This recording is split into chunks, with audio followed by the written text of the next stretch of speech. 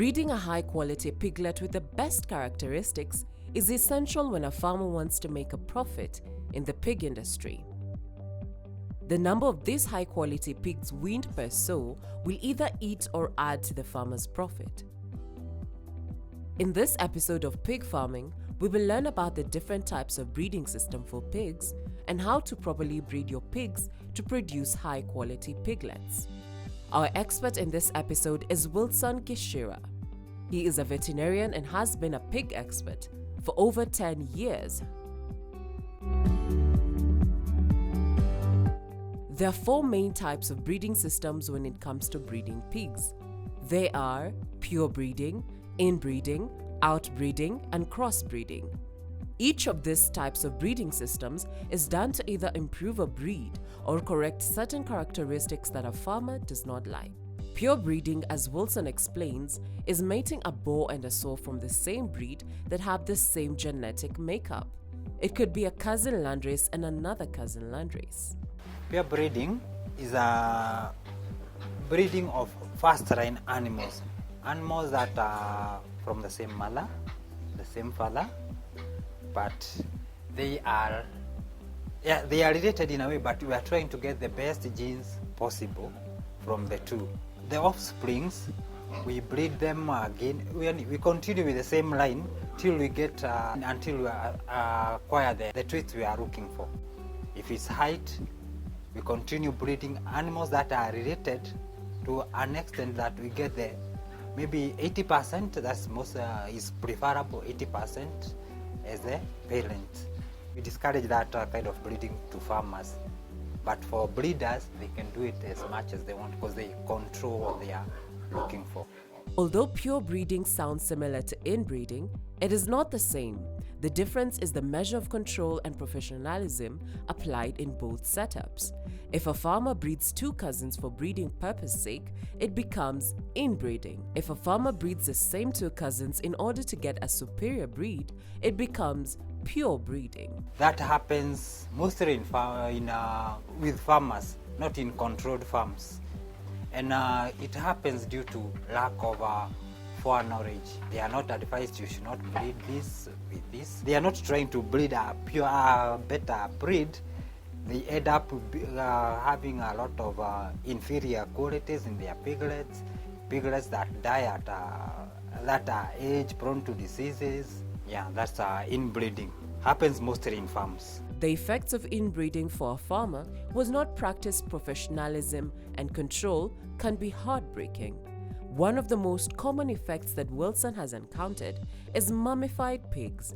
These are piglets that are born tiny, hard, black, and lifeless. Inbreeding also results in piglets not attaining the required market weight at the expected time. Say, for example, you are breeding for baconers and porkers.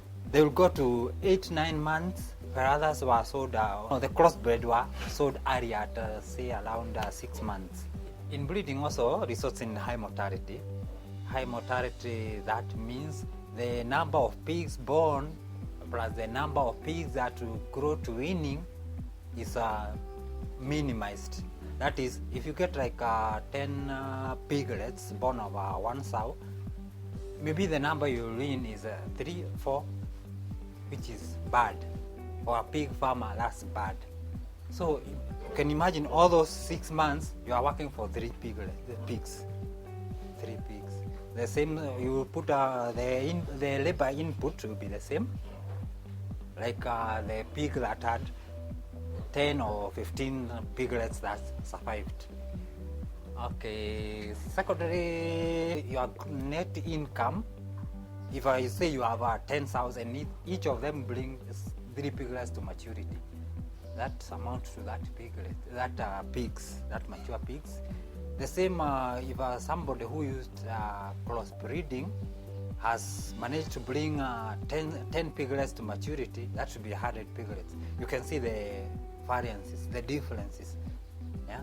30 pigs grown to maturity with inbreeding, 100 pigs grown to maturity with crossbreeding.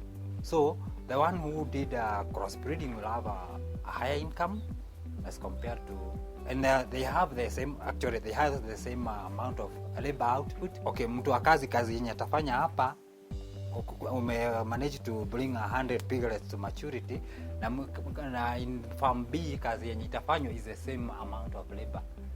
You find you are operating at a loss, while farm B is operating at a loss, farm A is operating at a profit. The third type of system is outbreeding. This is where a farmer breeds a sow and a boar from the same breed that has a common fourth generation ancestor. They could be distant relatives, they could be related but not siblings, they are not siblings.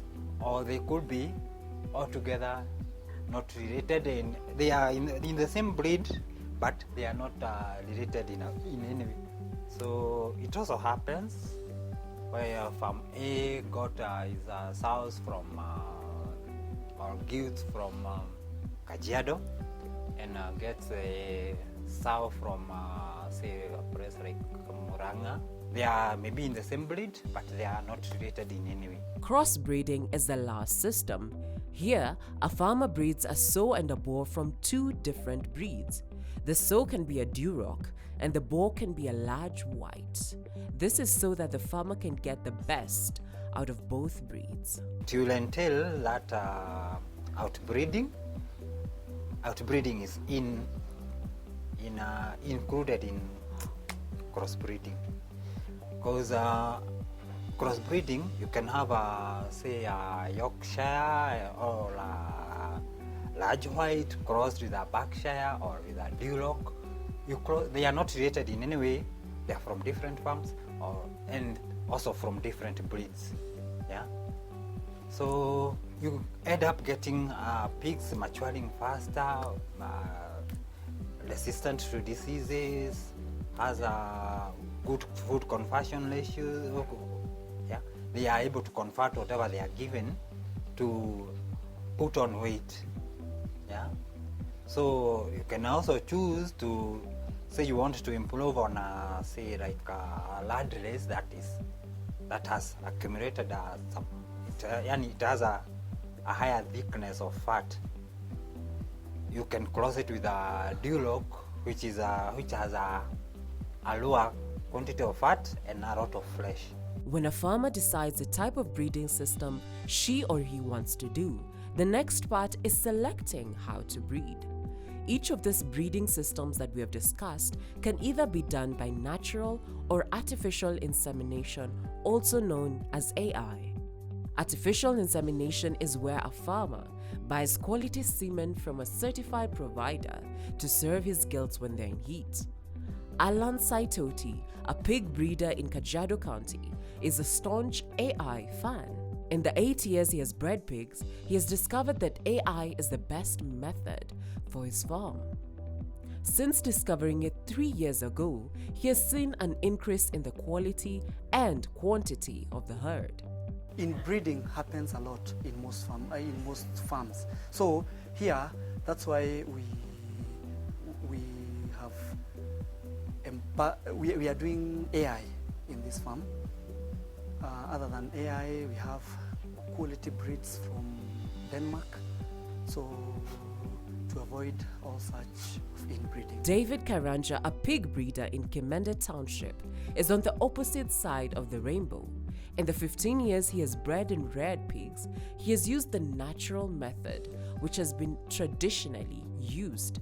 For him, the natural method is a tried and tested method that has assured him results. Ninatumia pesa kidogo, yani ninaweka showroom na mbao, ninaweka Mercedes ndani. Naelewa ile mimi nasema? Upuke nguruwe nzuri ndani, ile pesa unatumia na mjengo hiyo kubwa, tumia na kupea nguruwe chaku. Ndio unaona nguruwe zangu ni kubwa, they are clean. Na waweza kwenda kwenye nyumba nyingine ya mawe uone hakuna nguruwe, anajenga nyumba ya 1,500. Na nguruwe ile iko hapo ni 40,000. Iko haja gani? Hapa kwangu nyumba hii ni ya 20,000 au 30.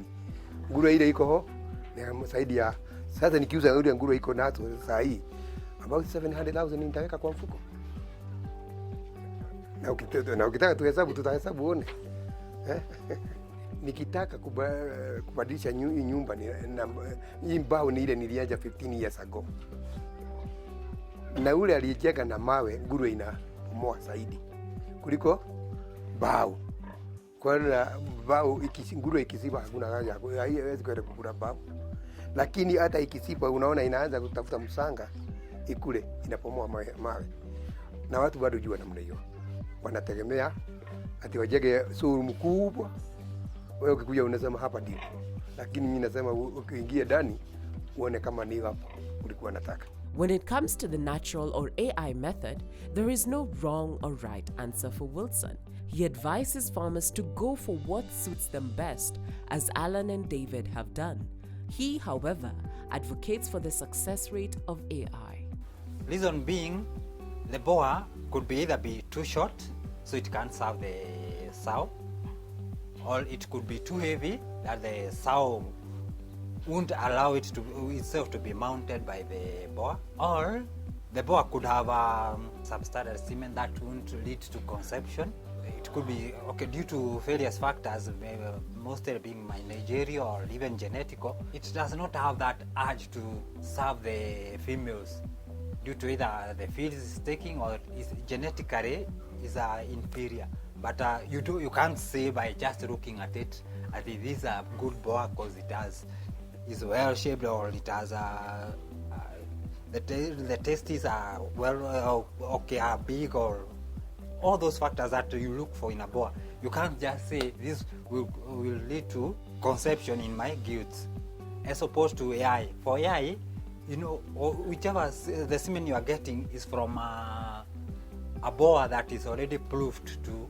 It has it's free of diseases first, and secondly, the boa is proved to be, the semen is checked for all those organs in viability and all that. And if the sow was too small and you had a big boa, the boa wouldn't manage to serve that sow. But with AI, when the sow is ready, that is you call it the second stage of heat, it will stand still when you put pressure on its back, and it can even carry a full-grown man. So that's the best time to serve it.